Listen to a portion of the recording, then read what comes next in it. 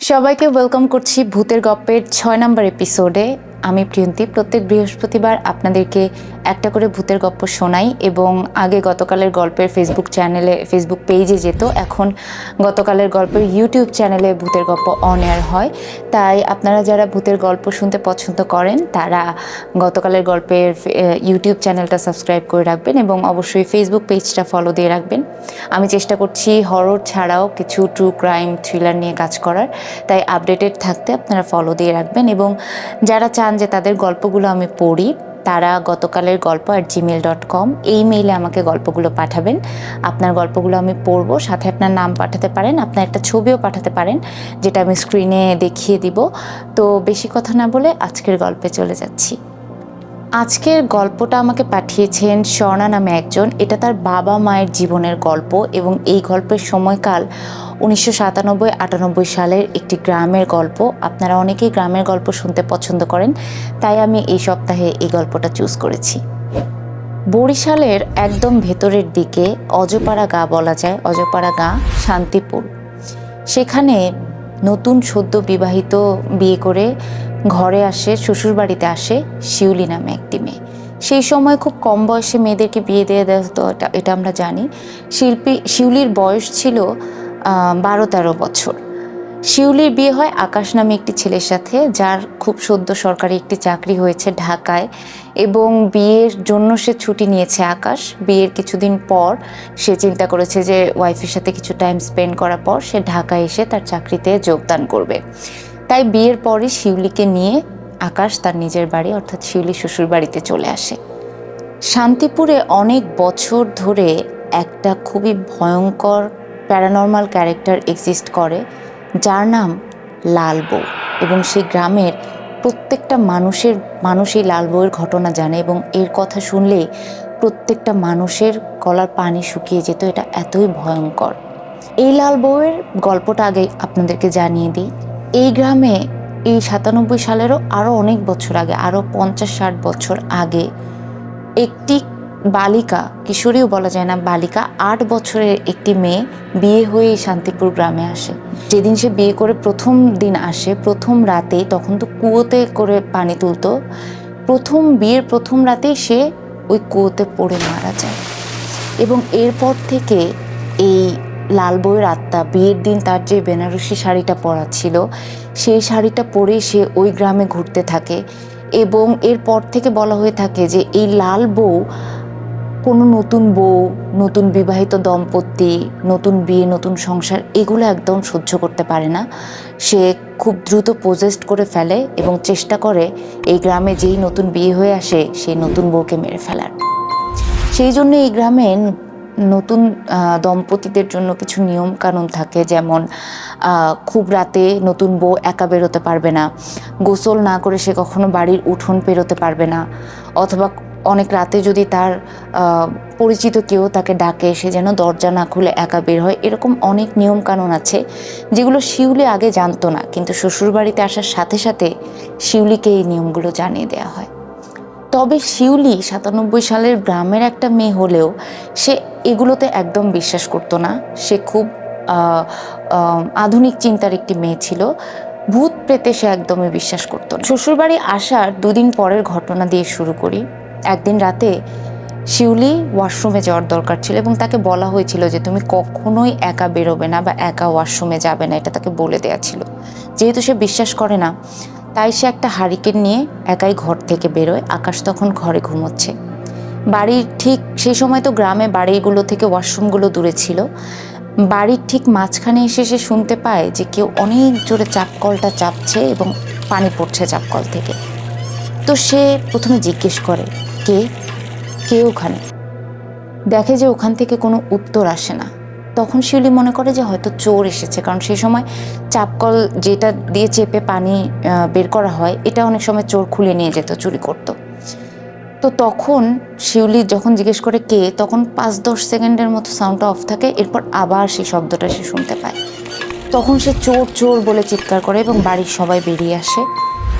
তখন সবাই মিলে শিউলি যখন বলে কি হয়েছে, সবাই মিলে যখন কলপাড়ে যায় তখন দেখে কলপাড় একদম শুকনো, সেখানে কোথাও কোনো পানির ছিটে ফোঁটাও নেই। শিউলি যেহেতু পানি পড়ার শব্দ শুনেছে, তাই পানি থাকা সেখানে উচিত ছিল।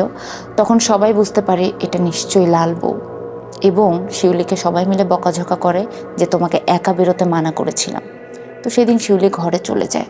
এরপর একদিন যেটা হয় যে বিয়ের পর নতুন দম্পতিদেরকে কিন্তু ফ্যামিলির বা আত্মীয় স্বজন যারা আছে তারা কিন্তু দাওয়াত দেয়। তো শিউলি আর আকাশের এক দুঃসম্পর্কের খালা দাওয়াত দিয়েছিল। তো শিউলি আর আকাশ সেখানে গিয়েছিল। তো ফিরতে ফিরতে তাদের একটু রাত হয়ে গিয়েছিল। শান্তিপুর গ্রামে আসতে হলে একটা নদী পার হয়ে আসতে হয়। শিউলি আর আকাশ যেই নৌকাতে গিয়েছিল ওই মাঝিকেই সাথে রেখেছিলেন, তিনিও তাদের সাথে খাওয়া দাওয়া করে একসাথে সেই পরিচিত মাঝিকে নিয়েই আসেন। কারণ যেহেতু রাত হয়ে গেছে, অপরিচিত কারোর সাথে নতুন বউ, স্বর্ণের গয়না ছিল, তারা সেফ ফিল করে না। তো মাঝি তাদেরকে সেফলি নদী পার করে দেয়। তো নদীর পার থেকে আকাশদের বাড়ি যেতে সময় লাগে 15-20 মিনিট হেঁটে, বেশ দূরে, এবং অত রাতে কোনো ভ্যান সেখানে বা অন্য কোনো কিছু তারা পেল না। তো তারা হেঁটে দুজন গল্প করতে করতে যাচ্ছিল। কিছু দূর যেতে যেতেই তারা দুজন শুনতে পায় পেছন থেকে কারো একজনের হাঁটার শব্দ। শোনার সাথে সাথে আকাশ শিউলির হাতটা ধরে বলে যে যত যাই হোক তুমি পেছনে ফিরে তাকাবে না। তারা দুজন, আকাশ তো প্রচণ্ড ভয় পায়, শিউলিরও একটু একটু ভয় লাগতে শুরু করে, এবং তারা দুজন একটু দ্রুত হেঁটে হেঁটে এগোতে থাকে। যখনই তারা হাঁটার স্পিড বাড়াতে থাকে তখনই পেছন থেকে তারা শুনতে পায় সাবধান সাবধান, এরকম করে কেউ একজন তাদেরকে বলছিল। এটা শোনার পর মানে আকাশের 1 সেকেন্ডের জন্য মনে হয় সে ফ্রিজ হয়ে গেছে, অনেক ভয় পেলে যেটা হয়। তো এরপর যে ঘটনাটা ঘটে সেটা খুবই অনাকাঙ্ক্ষিত এবং আমার একটু হাসিও পেয়েছে। আকাশ তার সদ্য বিবাহিত নতুন বউকে ওখানে ফেলে রেখে দৌড়ে পালিয়ে যায়, এত ভয় পেয়েছিল। তো শিউলি সেখানে দাঁড়িয়ে মানে সে বুঝতে পারছিল না কি করবে। তো শিউলি অনেক সাহস করে, যখন শব্দটা একদম কাছে চলে এসেছিল, শিউলি ঘুরে পেছনে তাকায়। তখন শিউলি দেখতে পায় যে একদম লাল বেনারসি পরা একজন তার দিকে এগিয়ে আসছে, যার শরীরে কিছুই দেখা যাচ্ছে না, পুরো শরীর একদম লাল টকটকে একটা বেনারসি পরা, এবং তার ঘোমটাটা একদম মুখ পর্যন্ত টেনে দেয়া, যার কারণে তার চেহারা দেখা যাচ্ছে না। যখন একটু কাছে চলে আসে তখন শিউলি খেয়াল করে যে তার পাগুলো আসলে উল্টো, এবং শিউলির একদম কাছে এসে সে এত বিচ্ছিরিভাবে হাসে, তখন শিউলি ওখানে অজ্ঞান হয়ে যায়। এরপর থেকে শিউলির জীবন বদলে যায়। আশেপাশে যখনই শিউলি প্রায় দেখে যে হয় কলপাড় দিয়ে অথবা উঠোন দিয়ে এই লাল ঘোমটা পরা একজন হেঁটে যাচ্ছে। শিউলি সারাক্ষণ তার আশেপাশে সেই লাল বউটাকে দেখতে পায়, এবং বাড়ির সবাই প্রচণ্ড ভয় ছিল যে লাল বউয়ের চোখ একবার তার দিকে পড়েছে, তার মানে শিউলির বাঁচার সম্ভাবনা অনেক কম। শিউলি আস্তে আস্তে শুকিয়ে যেতে থাকে, তার চেহারা বদলে যেতে থাকে। এদিকে আকাশেরও ছুটি শেষ হতে চলেছে। তো এমন একদিন রাতের ঘটনা, আকাশ, শিউলি তো রাতেও ঘুমোতে পারে না, সে চোখ বন্ধ করলেই ওই লাল বউটাকে সামনে দেখে এবং ওই হাসিটা সে শুনতে পায়। তো আকাশের একটু একটু ঘুম চলে এসেছিল, একটু তন্দ্রাচ্ছন্ন ছিল আকাশ। তখন শিউলি শুনতে পায় যে দরজায় কে যেন নক করছে, এবং তারই সাথে শিউলি শুনতে পায় যে কুকুর অনেক বড় কোনো হাড্ডি চিবোলে যেরকম শব্দ হয় এই ধরনের একটা শব্দ হচ্ছে। তখন শিউলি প্রচণ্ড ভয় পায় এবং সে আকাশকে ডাকে। আকাশ উঠে একই রকম শব্দ শুনতে পায় এবং দরজায় ধাক্কা দেওয়ার শব্দ শুনতে পায়। আকাশ একটু সাহস করে জিজ্ঞেস করে কে কে। দরজার ওপাশ থেকে তখন বলে যে আমি তোর মা, দরজাটা একটু খোল। তো আকাশ বলে মা তুমি এত রাতে? তখন ওই পাশ থেকে বলে যে ওই যে রাতে গরু মাংস রান্না করলাম না, হাড্ডিটা খাইতে খাইতে আমার দাঁতটা ভেঙে গেছে বাবা, দরজাটা খোল। তখন আকাশ বুঝতে পারে যে এটা আসলে তার মা না, কারণ ওই দিন বাড়িতে গরু মাংস রান্না করা হয়নি এবং তার মা গরু মাংস খায় না। ফরচুনেটলি কিছুক্ষণের মধ্যেই ফজরের আজান দিয়ে দেয়, এবং আজান দেওয়ার আগ পর্যন্ত ওই জিনিসটা দরজায় কড়া নাড়তে থাকে এবং বিভিন্নভাবে কান্না করছে, আমার অনেক দাঁত ব্যথা করতেছে, একটু দরজাটা খোল খোল বাবা। অনেকক্ষণ ধরে সেই রকম করতে থাকে, এবং কথাগুলো মানুষ নাক দিয়ে কথা বললে যেরকম শব্দ সেরকম শোনা যাচ্ছিল, এবং আকাশ কনফার্ম ছিল যে এটা তার মা না। তো এই ঘটনার পর আকাশের ঢাকায় চলে আসারও সময় হচ্ছে, চাকরিতে জয়েন করার সময় হচ্ছে। তো আকাশ সিদ্ধান্ত নেয় যে শিউলিকে সে সাথে করে নিয়ে যাবে, না হলে শিউলিকে বাঁচানো সম্ভব হবে না। এরপর আকাশ ঢাকায় আসে এবং সে খুব তাড়াতাড়ি একটা বাসা অ্যারেঞ্জ করে, শিউলিকে নিয়ে বাসায় ওঠে। খুব বেশি সিভিয়ার সমস্যা না হলেও শিউলি রাতে ঘুমাতে পারতো না। সে ঘুমালেই ওই লাল বউকে দেখতে পেত এবং তার মনে হতো যে তার বাসায় তার সাথে ওই লাল বউ থাকে। অনেক জায়গায় প্রায় মাস 6 কেটে যায়।